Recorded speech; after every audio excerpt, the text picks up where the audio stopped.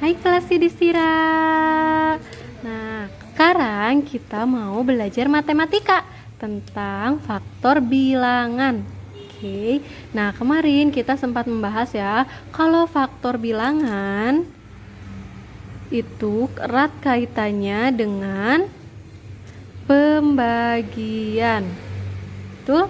Nah, semua sudah sama-sama tahu ya kalau faktor bilangan ini berhubungan dengan pembagian. Oke. Jadi, kemarin kita menggunakan cara pembagian untuk mencari faktor bilangan. Misalkan, kemarin kita mencari faktor bilangan 8, betul? Nah, bilangan 8 ini mempunyai faktor atau mempunyai hal-hal yang mempengaruhi kenapa bisa jadi 8. Nah, itu kan arti faktor kemarin ya, hal-hal yang mempengaruhi. Nah, ini adalah bilangan apa aja ya yang bisa mempengaruhi suatu bilangan itu bisa menjadi 8.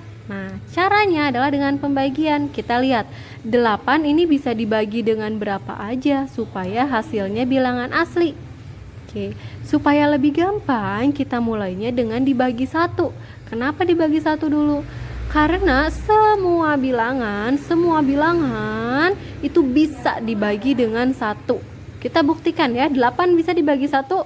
Oke, kita cek. 8 dibagi 1 sama dengan 8. Oke, kalau dibagi 1 itu hasilnya pasti bilangan itu sendiri. Oke, sekarang kita lanjut. Ada yang lain lagi nggak ya faktornya? Nah, yang ini faktornya 1 ya. Terus 8 dibagi, oke, setelah 1 ada bilangan 2.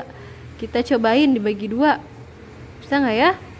8 dibagi 2. Hasilnya 4. Betul, bisa dong. Nah, sekarang udah nemu 2 faktor nih kita. Ada 1 dan 2. Kita lanjut lagi. 8 bisa dibagi berapa ya? Setelah ada bilangan 1, 2, 3. Kita coba bilangan 3. 8 dibagi 3 berapa ya? Sebenarnya bisa nih kita hitung dengan bagi kurung. 8 dibagi 3. 3 dikali berapa mendekati 8? Dikali 2, hasilnya 6. Dikurang 2. Karena nggak bisa nih 2 dibagi 3, kita bantu pakai 0. Di sini dibantu pakai koma. Oke, sekalian belajar bagi kurung ya kita. Nih, 3 dikali berapa mendekati 20? Betul, dikali 6. 6 kali 3, 20. Bukan, 6 kali 3, 18. Oke, berarti nggak pas nih, hasilnya nggak 0 karena bukan 20. Masih nyisa 2. Ini kalau diterusin akan 2,66667 hasilnya gitu. Nah, kenapa? Kira-kira ini bisa nggak jadi faktor? Nggak bisa, karena faktor itu hasilnya harus bilangan asli yang bulat. Yang bulat artinya nggak ada koma-komanya. Berarti 3 bukan ya, nggak bisa nih, kita lewat aja, skip. Kita lanjut. 8 dibagi, habis 3, 4. Oke, 8 dibagi 4, hasilnya 2, berarti bisa ya. Nih, ini bisa. Sekarang kita lanjut, masih bisa nggak ya? 8 dibagi 5. Nah, sekarang kita udah nggak usah kotret lagi nih. Kita ingat-ingat aja, di perkalian atau di pembagian 8, ada nggak sih 5? 8 bisa dibagi 5 nggak ya? Nih, udah kebayang pasti. 8 nggak bisa dibagi 5. Oke, lanjut. Bagi 6. Bagi 6, nggak bisa. Bagi 7, nggak bisa. Bagi 8? Oh, tentu bisa dong.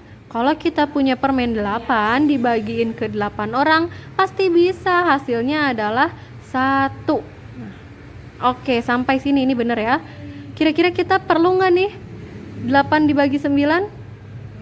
Nah, kalau misalkan pembaginya lebih besar daripada yang dibagi, udah jelas nggak bisa. Soalnya nanti hasilnya akan 0, dia kurang dari 1. Berarti paling tinggi kita mencoba pembagian itu sampai bilangan itu sendiri. 8 dibagi dengan bilangan itu sendiri, yaitu dibagi 8, hasilnya 1. Berarti nggak boleh ada yang di atas itu. Oke, cukup sampai sini, berarti sudah selesai. Nah, di PR kemarin juga banyak yang udah aja nih sampai sini doang, sampai pembagian. Padahal soalnya adalah menentukan faktor bilangan. Berarti harus ada kesimpulannya nih, faktor bilangan. Nah, ditulis harusnya karena kita mencarinya faktor bilangan. Berapa tadi yang kita cari? 8. Oke. Langsung dituliskan dari sini 1, 2, 4, 8. Bisa juga dari sini karena sama aja ya hasilnya. 1, 2, 4, 8. Ini adalah faktor bilangan 8. Oke, sampai sini paham? Atau ada yang masih bingung? Coba dilihat baik-baik ya hasil catatan Miss ini. Nah, caranya kayak gitu ya. Semoga semuanya sudah paham.